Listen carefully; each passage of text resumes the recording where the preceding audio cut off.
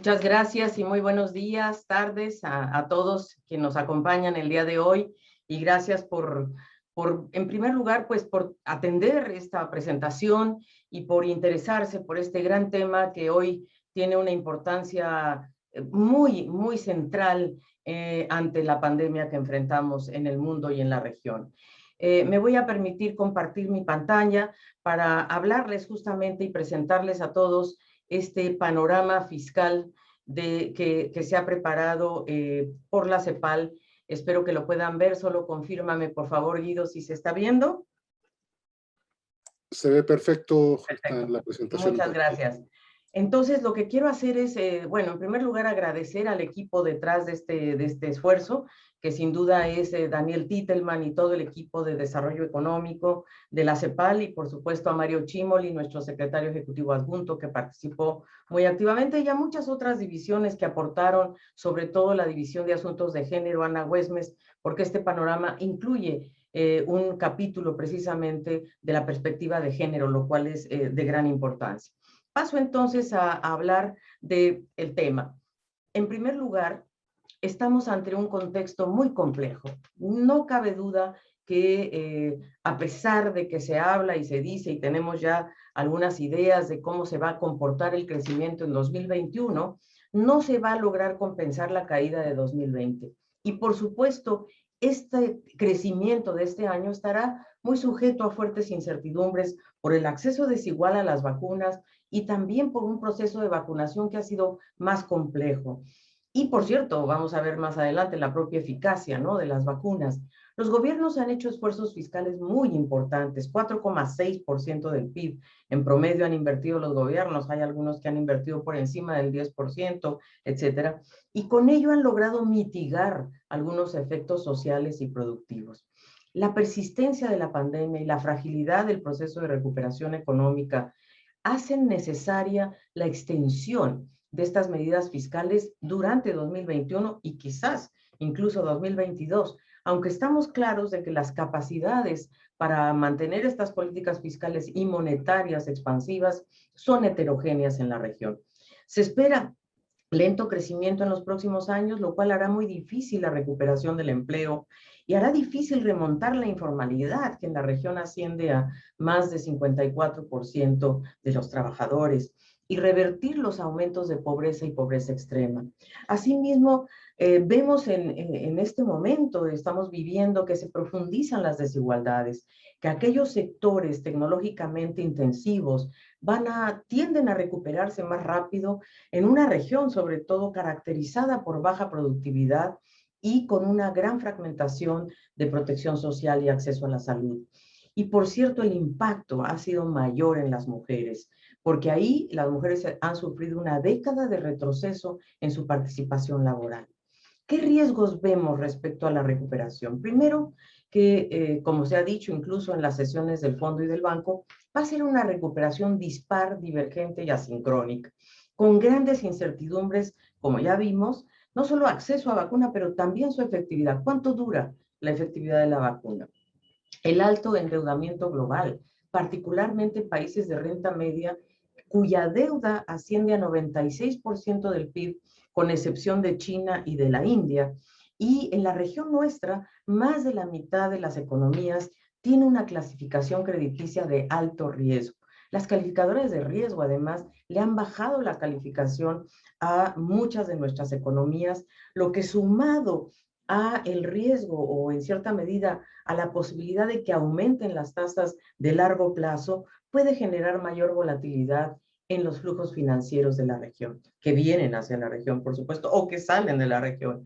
Y las iniciativas globales de alivio a la deuda que se han discutido en el G20, etcétera, no están incluyendo por ahora a los países de renta media, lo cual nos parece sumamente importante. Para 2021, como decíamos, hay un crecimiento de la economía global en torno al 6%, pero con gran disparidad, como lo dijimos antes. Dos economías importantes para nuestra región son Estados Unidos, que se estima crecerá un 6,4%, y la China con un 8,4%. Pero, digamos, estas dos economías son muy relevantes porque son socios comerciales de gran importancia para la región.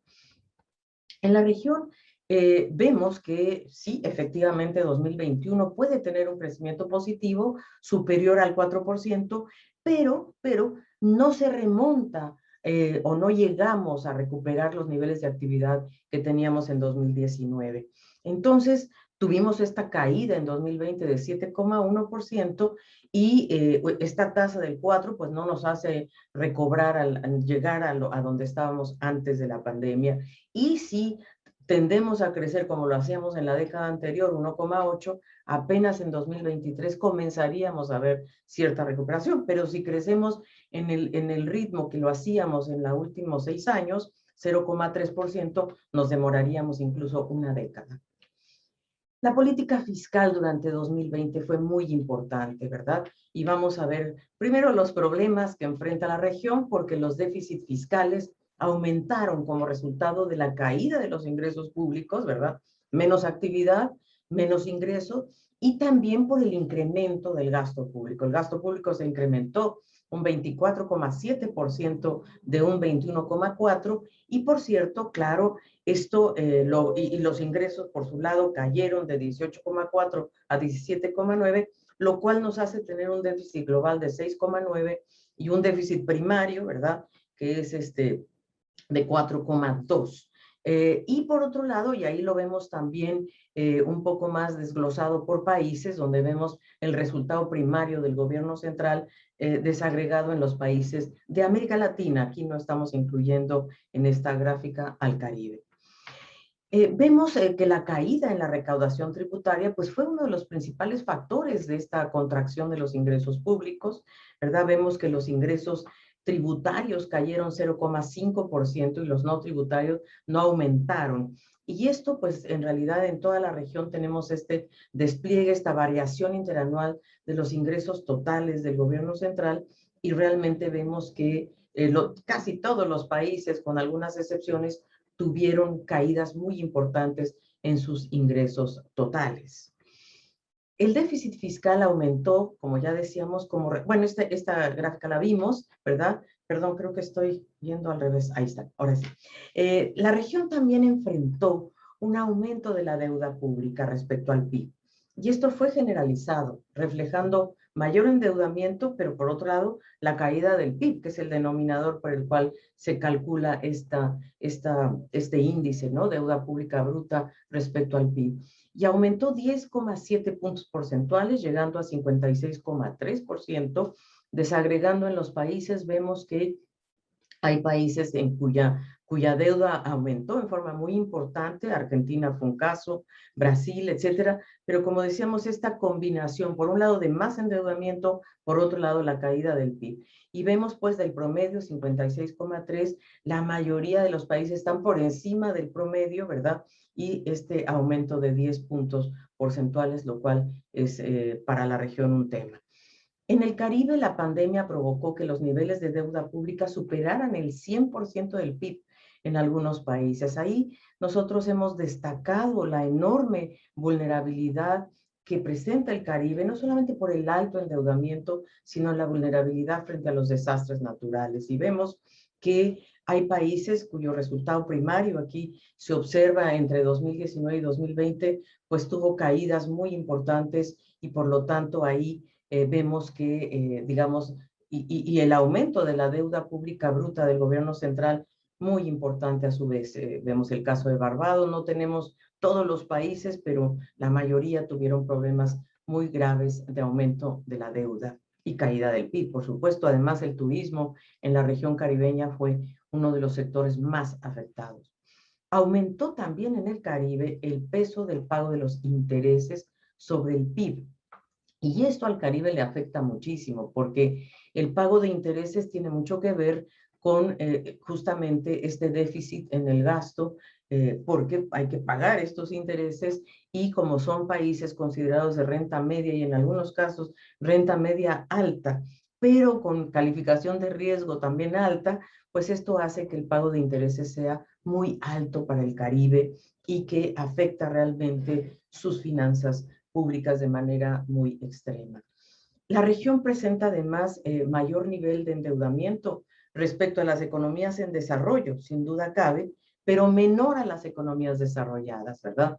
Respecto al mundo, o sea, América Latina en promedio tiene un 77,7% de deuda pública bruta del gobierno central, ahí sí, uniendo América Latina con el Caribe, y ahí lo que vemos es que es mayor a la deuda de nuestros países, es la que tiene mayor endeudamiento respecto a economías en desarrollo, menor respecto a las economías avanzadas, que están en 120% del PIB. Claro que la diferencia es que el servicio de la deuda de las economías en desarrollo es 5 veces mayor. O sea, estamos más endeudados que el mundo desarrollado, pero nuestro servicio de la deuda es 5 veces mayor que los países, por ejemplo, del G7. Este es un gran tema que a nivel multilateral, internacional, debe visualizarse. La carga de los pagos de los intereses aumentó en la mayoría de los países. Ya vimos el caso del Caribe, aquí vemos el caso de América Latina, y lo que nos preocupa es que el pago de intereses sigue subiendo, ¿verdad? Ha ido subiendo desde 1,7 en 2010, ahora estamos en 2,7 en 2020, sube, sube, sube, y con respecto a gastos de salud, vemos que es mayor el pago de intereses que lo que gastamos en salud. Y ese es un tema que también preocupa. Vamos a ver también la comparación de pago de intereses con inversión, que también es un tema para nuestra región muy importante. Entonces, la variación anual del pago de intereses es en aumento, ¿verdad? Con excepción de Brasil y Argentina, por otras razones, pero ahí casi todos los países tienen un aumento en el pago de intereses. Y lo que hay que destacar, sí, es que a pesar de esta situación de déficit fiscal, de menores ingresos, de mayor, obviamente el mayor endeudamiento, fue justamente para lograr aumentar el gasto público, que fue el instrumento esencial para mitigar los impactos sociales y económicos de la pandemia. ¿Qué duda cabe que este gasto público se incrementó de 21,4 a 24,7, ¿verdad? Y el gasto corriente, 18,6, el promedio de la región, donde más aumentó fue sin duda en América del Sur, ¿verdad? Ahí fue donde más aumentó el gasto público. También en Centroamérica, ¿verdad? Vemos México y República Dominicana. En general, todos los países aumentaron su gasto público. El gasto primario, miren ustedes del lado derecho, se ve claramente cómo ha aumentado este gasto primario del gobierno central. Entonces, no hay duda de que la política fiscal jugó un papel muy importante en 2020 para mitigar los efectos sociales y económicos de la pandemia. Como ya dijimos, 4,6% del PIB en planes de emergencia fue lo que esta región ha destinado justamente de sus arcas fiscales y 2,5% en promedio en garantías estatales de crédito. En 2021, ¿verdad? Ya tenemos anunciados 1,2% del PIB en planes de emergencia. Objetivos de esto, bueno, es apuntalar salud, ingreso de hogares y la capacidad productiva, sobre todo de micro, pequeñas y medianas empresas. Y los mecanismos son alivios tributarios, gasto público, perdón, y también instrumentos de liquidez que el gobierno también pone a disposición. ¿Qué esfuerzos acordes con las características de cada país? Obviamente todo ello, este 4,6, pues es variable de acuerdo a la estructura de las economías, el espacio fiscal disponible, la capacidad que cada país tenga de movilizar financiamiento adicional, el alcance de sus sistemas de salud y de protección social. Por ejemplo, países como Uruguay o Costa Rica, con sistemas de seguridad social más amplios, no tienen que invertir tanto como el resto que tenían grandes fragmentaciones en su sistema de salud, por ejemplo. Y por eso países con estos sistemas más amplios de salud, pues han tenido una capacidad de reaccionar más rápido. Y muchos de los países ya han anunciado la extensión hacia el 2020. Como decíamos, el mayor incremento en el gasto corresponde justamente a subsidios y a transferencias corrientes a los hogares. Miren el caso de Argentina, ¿verdad? Fuerte el tema de subsidios y transferencias corrientes, ¿verdad? A los hogares pobres. Brasil, también Chile, Colombia, bueno, El Salvador, Perú, República Dominicana, países que han apuntalado con mucha fuerza el tema de transferencias corrientes a hogares, pero también al sector productivo. Vemos que ha habido, por ejemplo, en algunos casos importantes, subsidios al salario, subsidios a las empresas y eso también es de destacar. ¿Qué papel ha tenido el gasto público en las transferencias monetarias de emergencia? Pues uno muy importante, y es que ha mitigado el aumento de la pobreza y de la pobreza extrema. Si no hubiera habido medidas de este tipo de emergencia en transferencias monetarias, tendríamos una pobreza mucho mayor a la que tenemos hoy por estas. De todas maneras, la pobreza aumentó en todos los casos, aumentó la pobreza y la pobreza extrema. Pero aquí comparamos, si no hubiera habido transferencias, la pobreza hubiera aumentado de 30,5 a 37,2. Hoy estamos en 33,7. Aumentó, pero menos. Y la pobreza extrema de 11,3 hubiera aumentado a 15,8 sin transferencias. Hoy estamos en 12,5. Aquí es donde vemos el mayor efecto en la pobreza extrema, sobre todo. Es decir, tendríamos 230 millones de personas y tenemos hoy 209. Un aumento muy fuerte, de todas maneras, de 187 a 209, y de ellos los pobres extremos son 78 millones, hubieran sido 98. Pobres extremos que además podríamos decir que están sufriendo también acceso a la canasta básica alimentaria. Hablamos también de que estos esfuerzos se han orientado a sostener actividad productiva, y lo que han hecho los gobiernos es provisionar, ayudar a garantizar y dar garantías a instituciones financieras para el desarrollo. Aquí vemos que la asignación de garantías ha sido muy, muy importante en países como Argentina, Brasil, Colombia, Chile, Ecuador, México, Paraguay, Perú y Uruguay, de 12.200 millones de dólares a 56.395 millones de dólares. Muy, muy importante esta asignación de garantías para la banca, para las instituciones financieras. Queremos, y en este panorama proponemos una mirada estratégica del gasto público. ¿Por qué? Porque hay dos grandes desafíos, ¿verdad? Entre otros, pero dos, para ampliar el espacio fiscal y sostener una política fiscal expansiva. Uno, cómo fortalecer los ingresos públicos, y en ese sentido, lo clave es eliminar evasión fiscal, reducir los gastos tributarios, esa renuncia tributaria que se hace para favorecer a ciertas empresas o instituciones, el acceso al financiamiento internacional en mejores condiciones, ¿verdad? Incluso en algunos casos, condiciones concesionales, aumentar la recaudación tributaria, consolidando el impuesto a la renta, a la propiedad, el alcance de los impuestos a la propiedad, el patrimonio y los impuestos ambientales. Mejor distribución del ingreso es esencial. Esto es clave, ¿verdad? Porque sin distribución del ingreso, la verdad que el crecimiento no es sostenible. Eso lo hemos dicho en varias ocasiones. Y repensar el gasto público como instrumento de desarrollo, no solo como un instrumento para impulsar la demanda interna. Debemos verlo como un instrumento de desarrollo que vincule la emergencia con una recuperación transformadora, que apoye la oferta, por cierto, que apoye a los hogares, pero también que haga justamente inversiones hacia el futuro en sectores transformadores, ¿verdad? Que generen empleo, sobre todo a los jóvenes, a las mujeres, y que sean más productivos, que dejen menos huella ambiental, por cierto. Y para todo ello se requieren pactos, pactos sociales, pactos fiscales, pactos políticos. Esos nuevos pactos políticos, necesitamos crear nuevos consensos, porque la sociedad, desencantada por toda esta situación, está buscando un nuevo futuro, un cambio en el estilo de desarrollo que nos permita cerrar las brechas de desigualdad, que nos permita tomar acciones climáticas, ¿verdad?, en favor de combatir el cambio climático, el acceso y sobre todo llevarnos a un acceso universal a la salud y a la protección social. Eso demostró la pandemia hoy, que ese acceso universal a la salud y a la protección social es esencial para que la sociedad tenga realmente bienestar. La región entonces tiene que orientar su gasto como base para una recuperación transformadora, vinculando demandas de corto plazo con inversiones de largo plazo, crecimiento pro empleo, ¿verdad?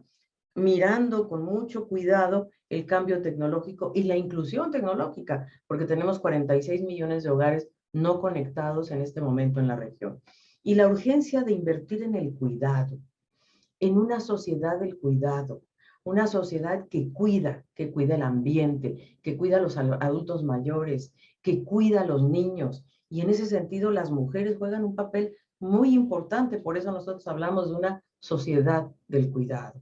Y se propone entonces que se mantengan las transferencias de emergencia por lo menos durante 2021, lo que se ha llamado el ingreso básico de emergencia o el ingreso familiar de emergencia, ha tomado distintos nombres. Apoyo a las micro y pequeñas empresas, ¿verdad? Inversión intensiva en empleo, el empleo decente, empleo formal, en sectores estratégicos que además visualicen una igualdad de género. Incentivos al desarrollo productivo de cara a la revolución tecnológica y a la acción climática, ¿verdad? Con innovación y con tecnologías más limpias. La universalización de los sistemas de protección social, lo hemos dicho, ¿verdad? Esta sociedad del cuidado, ¿no? Que queremos mejores escuelas, no queremos las mismas escuelas que teníamos antes, queremos mejorar en los sistemas de educación y esto va a demandar, por supuesto, creciente gasto público en el tiempo. Es esencial revertir la caída de la inversión, esto lo decíamos antes, ¿verdad? La relación entre inversión PIB es la más baja a nivel global. Miren ustedes, nuestra región está en 17,6% del PIB en relación a lo que ponemos en inversión y comparado con otras regiones, digo, si nosotros vemos las economías en desarrollo y mercados emergentes, ellos invierten 32,9 y eso es la clave para su para su crecimiento y para su inclusión. Y vemos la Unión Europea invierte 21,5. Ha bajado un poco, pero la inversión sigue siendo el gran puente de plata entre el corto plazo y el mediano plazo. Y nosotros hemos propuesto que debe haber una interacción virtuosa entre un estado de bienestar y la transformación productiva. Con cambio tecnológico, sí, pero con empleo y sobre todo con construcción de capacidades endógenas. Esto es, debemos construir nuestras propias capacidades. Ya lo vimos en el caso de las vacunas. Tenemos que construir, y eso ahí, por eso proponemos una industria manufacturera de la salud que potencie nuestras capacidades de la región, ¿verdad? No podemos seguir importando todo, tenemos que producir dentro de la región, por ejemplo, en el caso de insumos médicos o farmacéuticos, ¿verdad? Y en otras áreas tenemos que construir capacidades endógenas. La transición hacia energías renovables exige que, por ejemplo, los países que producen litio o que tienen litio, producir aquí las baterías que se requieren para la electromovilidad y no todo depender de importaciones. Y eso se vincula a una energía renovable, ¿verdad? Solar, etcétera, una movilidad sostenible en las ciudades, la revolución digital. Tenemos que subirnos a la revolución digital, pero con universalización en el acceso. Lo dijimos, industria de la salud, bioeconomía y servicios ecosistémicos, la economía del cuidado fundamental, la economía circular que se está convirtiendo en una industria con mucha potencia y el turismo sostenible que es tan urgente para los países caribeños. Estos 8 sectores nos llevarían, creemos, a un nuevo estilo de desarrollo, creando, potenciando competitividad, creando empleos, bajando la huella ambiental y reduciendo desigualdades socioeconómicas y de género. Por eso este documento propone, quizás es el primero en su tipo, que propone una mirada estratégica del gasto público con enfoque de género. ¿Por qué? Porque necesitamos asignar gasto público a reducir las desigualdades de género en la respuesta y en el largo plazo. Tenemos que analizar con mayor cuidado los efectos distributivos de las políticas fiscales. No son neutrales en los ingresos, en los gastos, en las inversiones. ¿Cómo incorporamos realmente el enfoque de género en todo el ciclo presupuestario? Asignar recursos suficientes para servicios claves que ejercen las mujeres, empezando por la economía del cuidado, ¿verdad? Pero también darle a aquellas mujeres que perdieron empleo, ¿verdad? En esta pandemia, que son alrededor de 70 millones, poderles, yo diría, dar un ingreso básico de emergencia, porque son mujeres de las cuales dependen muchos de sus hogares, son jefas de hogar en muchos casos, o son las que tenían el ingreso. Y, por supuesto, universalizar la protección social hacia todas las mujeres. Garantizar que las reasignaciones y recortes no les afecten y sobre todo en el financiamiento. Y desde luego medidas que puedan proteger el ingreso y los empleos de las mujeres. Y en ese sentido, invertir yo diría, en sectores, ¿verdad?, que son muy intensivos en tecnología y innovación, capacitar a las mujeres, darles toda la inclusión digital que se requiere y también potenciar aquellos sectores muy afectados por la crisis, el comercio, los servicios, etcétera, el turismo. Compras públicas que puedan ayudar a las pequeñas y medianas empresas encabezadas por mujeres, la inclusión financiera, que duda cabe, y una inversión fiscal, como decía yo, para incluir a todas las mujeres en el mundo digital. ¿Qué políticas tributarias para aumentar el espacio fiscal? ¿Qué políticas para distribuir el ingreso? ¿Y qué proponemos para justamente lograr esta trayectoria sostenible del gasto? Bueno, en primer lugar, para fortalecer la trayectoria de los ingresos públicos y la capacidad redistributiva de la política fiscal tributaria, primero eliminar la evasión, que asciende a 6,1% del PIB, 325,000 millones de dólares al año. Reducir la evasión de las corporaciones multinacionales y de personas físicas a través de paraísos fiscales y traslado de beneficios. Los paraísos fiscales, ¿verdad? En Europa tenemos paraísos fiscales. Acuerdos multilaterales para reducir la evasión fiscal y los flujos financieros ilícitos, porque la evasión se va a algún lado, ¿verdad? Pues se va a los paraísos fiscales, se va justamente a estos territorios que reciben este tipo de flujos. Acuerdos multilaterales para establecer una tasa mínima global para el impuesto a la renta corporativa. Esto ya se está discutiendo, ¿verdad? Se ha hablado entre 21 o 25%, en eso está el debate internacional. Un impuesto solidaridad que se ha llamado, o a la riqueza, para que se ponga un impuesto a la riqueza a aquellos que han tenido ganancias muy sustantivas por la pandemia y que pueda ayudar a financiar la emergencia, las vacunas. Consolidar el impuesto a la renta a personas físicas y corporaciones. Extender el alcance de los impuestos sobre el patrimonio y la propiedad, ¿verdad? Aparte del impuesto solidario, ¿eh? Esto realmente tiene que tener un alcance mayor. Impuestos a la economía digital, a los temas ambientales y a los relacionados a la salud. Y revisar, sí, revisar y actualizar las regalías de las industrias extractivas. Si nos comparamos con la OCDE, veremos que en tema de renta, ¿verdad?, América Latina realmente la estructura tributaria es muy regresiva en términos de impuesto de la renta. Comparándonos con la OCDE, estamos, bueno, prácticamente en la mitad, en tanto que en bienes y servicios, que es el impuesto al valor agregado, ¿verdad?, que es el regresivo, ahí sí estamos un poco por arriba de la OCDE. Por eso es que tenemos que revisar nuestras estructuras tributarias con seriedad, con profundidad y con mirada de futuro. El impuesto sobre el patrimonio vuelve a estar en el debate global. Este impuesto al patrimonio forma parte de los impuestos a la propiedad y se aplica sobre el patrimonio neto, que es la diferencia entre el valor de todos los bienes y derechos que posee la persona, los activos, el valor de las deudas que mantiene, los pasivos, o sea, se descuenta, y hay casos en que se aplica sobre el patrimonio bruto, sin descontar las deudas. Y aquí ponemos algunos ejemplos. En Estados Unidos se propone el impuesto anual 2% a patrimonios netos, entre 50 y 1,000 millones, ¿verdad?, con una sobretasa de 1%, a patrimonios mayores a 1,000 millones. Vemos el caso de 3 países en América Latina que ya aplicaban un impuesto al patrimonio: Argentina en términos brutos, Colombia en términos netos, Uruguay en términos netos, ya antes de la pandemia. Y en Argentina se está haciendo un impuesto extraordinario al patrimonio con objetivo de financiar los costos de la pandemia a personas con activos superiores a 2 millones de dólares. Esto es, ayer incluso estuvimos conversando sobre esto con las autoridades financieras de finanzas de la región.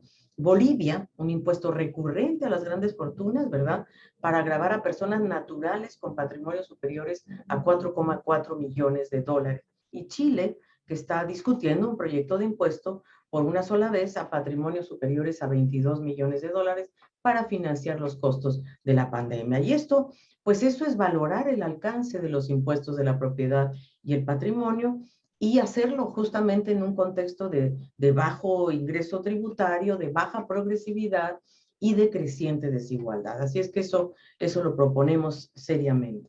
En términos de financiamiento para el desarrollo, ¿qué es lo que la región necesita? Primero que nada, entender que somos la región del mundo en desarrollo que tenemos los mayores costos, el mayor servicio de la deuda externa en relación a exportaciones de bienes y servicios. Es decir, nuestra restricción externa es enorme, agravada porque la deuda, el servicio de la deuda, miren ustedes, nosotros tenemos que destinar 59% de las exportaciones de bienes y servicios de la región al servicio de la deuda. Esto nos pone realmente un traje de fuerza muy difícil de vencer. Y miren cómo aumentó de 50,9, en realidad subimos a 59%. Y en los países emergentes, ¿verdad? Esto es menor, pero aún así sigue siendo muy alto. Pero nuestra región destina más de la mitad de los ingresos de las exportaciones de bienes y servicios al pago del servicio de la deuda. Esto tiene que revisarse. Es muy elevado, además, en economías pequeñas y en particular es muy delicado para el Caribe, que representa 30% de los ingresos del gobierno, y hoy día que los caribeños tienen menos ingresos por la tremenda caída del turismo, esto es realmente un problema muy severo de carácter estructural. Ampliar el espacio fiscal requiere también aumentar y redistribuir la liquidez desde países desarrollados a países en vías de desarrollo.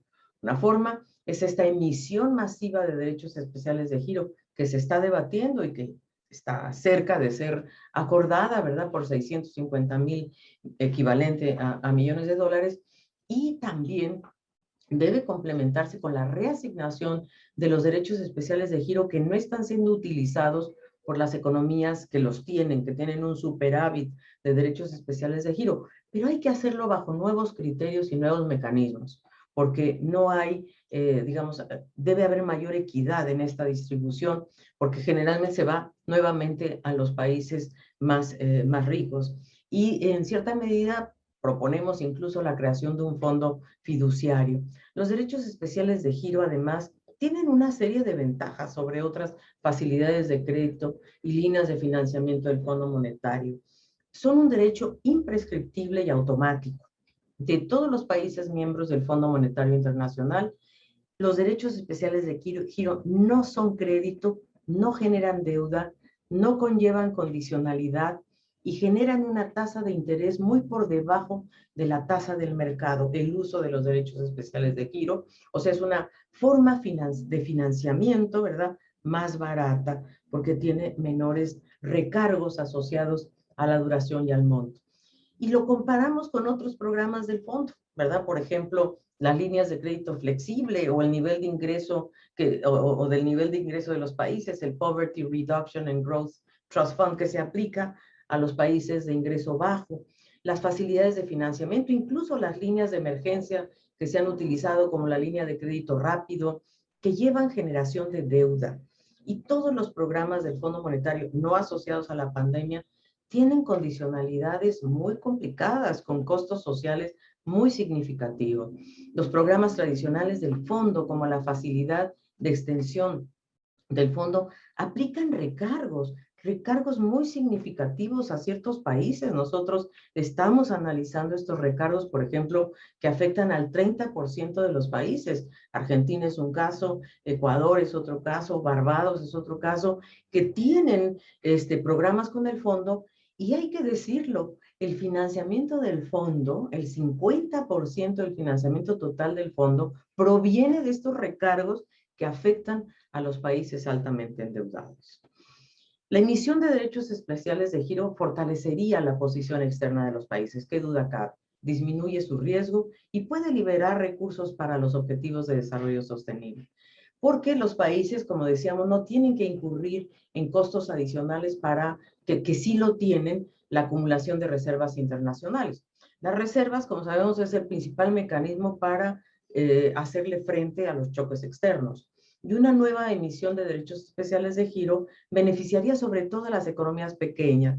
Aquí nosotros hacemos un desglose de la tenencia total de derechos especiales de giro como porcentaje de los activos de reservas si se hiciera esta emisión de 650,000 millones de dólares, ¿verdad? Son cifras a abril del 2021, y aquí vemos que economías pequeñas, ¿verdad? Serían muy beneficiadas, ¿verdad? Porque ayudarían a elevar el porcentaje de los activos de reserva, por ejemplo, en Guyana, obviamente 37%, en Jamaica 17%, en Argentina 14%. Entonces, pues sí, es muy importante para nuestros países.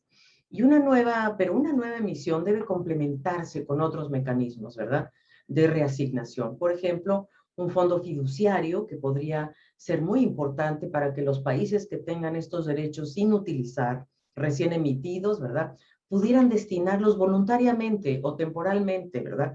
A reforzar capacidades financieras, incluso yo diría, de la banca, ¿no? De la banca de desarrollo, instituciones financieras, las bancas regionales, el FLAR también, por ejemplo, el Fondo Latinoamericano de Reservas, bancos multilaterales de desarrollo, regionales y subregionales, y los derechos también especiales de giro pueden aumentar la capacidad que tienen estas instituciones para apalancar recursos, que eso es lo importante. Y la banca de desarrollo podría emitir bonos que el Fondo Monetario puede intercambiar por derechos especiales de giro. Estos son algunos de los caminos que nosotros estamos proponiendo que se exploren, porque entonces los bancos podrían utilizar estos derechos especiales de giro para otorgar créditos concesionales. Hoy la banca de desarrollo otorga créditos, pero a tasas muy altas también, muy similares a los bancos comerciales. ¿Qué instrumentos se pueden desarrollar para complementar el aumento de la liquidez? Esto debe complementarse, por cierto, con una reforma integral de toda la arquitectura financiera internacional. Por un lado, generar instrumentos, ¿verdad? Creación de fondos multilaterales para una mayor cooperación internacional, como el FASE, el Fondo para Aliviar los Efectos del COVID, que propone Costa Rica, con un fondo de 516,000 millones de dólares, sin condicionalidades, para todos los países, independientemente de su ingreso, ¿verdad? Medianos, bajos, altos, y que sea de largo plazo. Y fortalecer la cooperación regional, como ya dijimos, de instituciones financieras regionales y subregionales.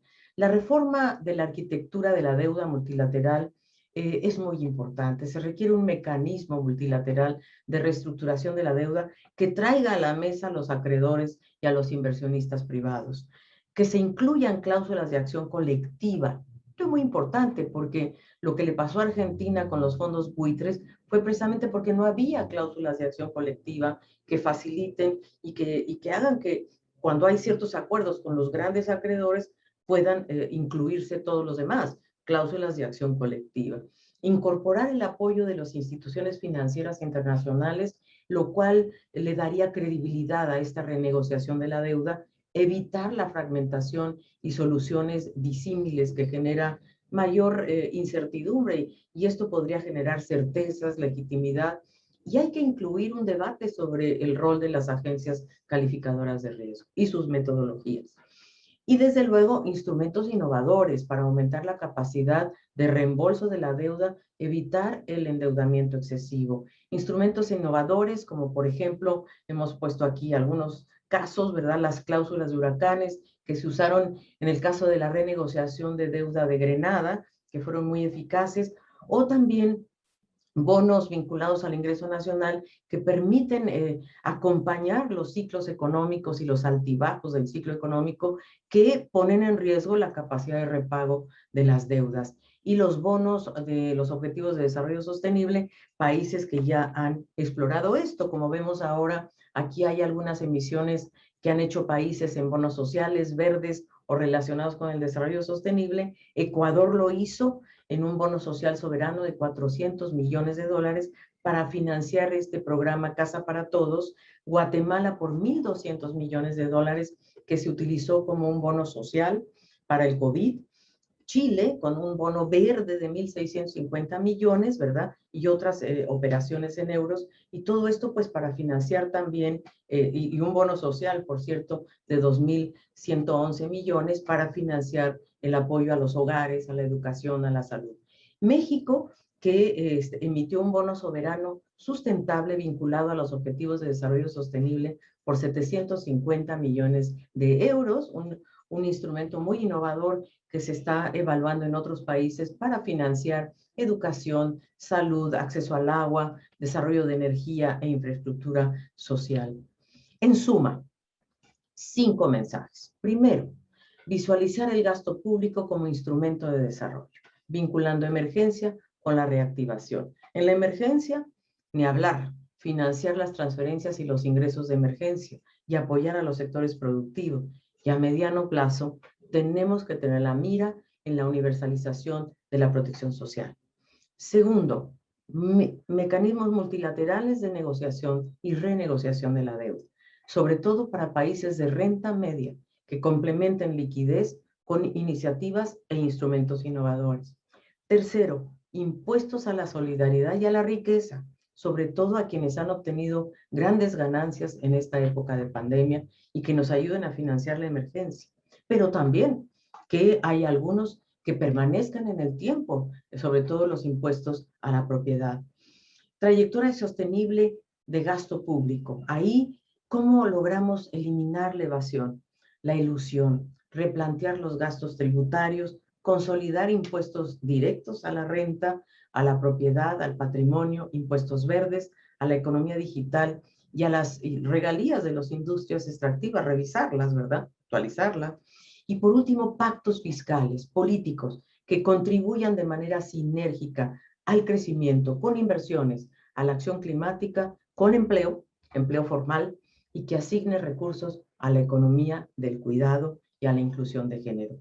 Esto es, queridos amigos, lo que el día de hoy presentamos a ustedes en este panorama fiscal y, por supuesto, atenderemos sus consultas a través de nuestra sección, nuestra unidad de información pública de la CEPAL. Muchísimas gracias.